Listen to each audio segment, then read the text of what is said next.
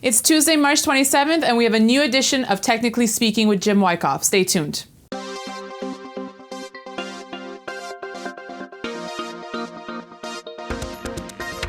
Morning, Jim. So nice to see you this Tuesday.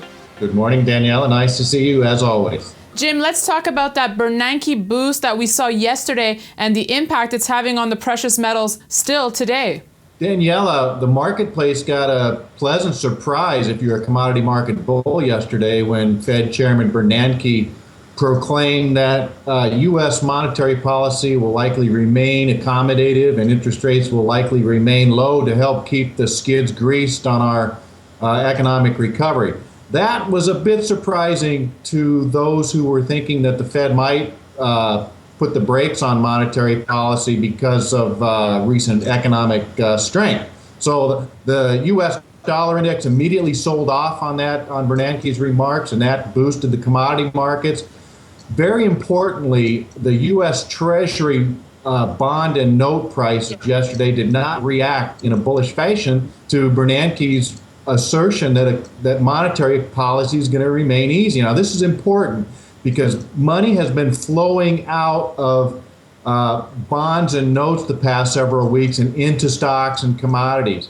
The fact that bonds and notes could not rally yesterday on that seemingly bullish Fed news suggests that more of the same, that we're going to continue to see an outflow of money from the bonds and notes or the safe haven investment assets and into riskier markets like the stocks and commodities, and that should benefit precious metals. And Jim, in your commentary this morning, you raised a really good point. You said gold traders will need to assess whether gold is acting more as a risk asset or a safe haven asset. In your opinion, which one is it? It's dicey. Gold has been on both sides of the fence. I suspect the same will continue. But this is important.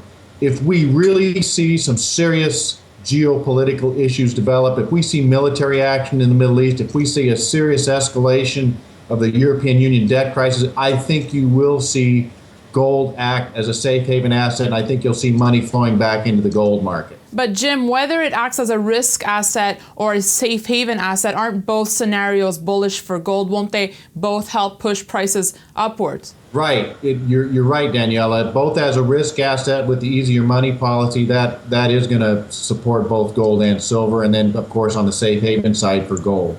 And speaking of situations, Jim, it seems that the EU is back in the spotlight with Spain's financial problems now. Do you think this might also help gold? It could. If that situation deteriorates, I think that will be beneficial for gold. I think the overall situation in the EU is an underlying bullish factor for the gold market. But just recently, the marketplace appears to be looking beyond the EU debt crisis, thinking the worst is past.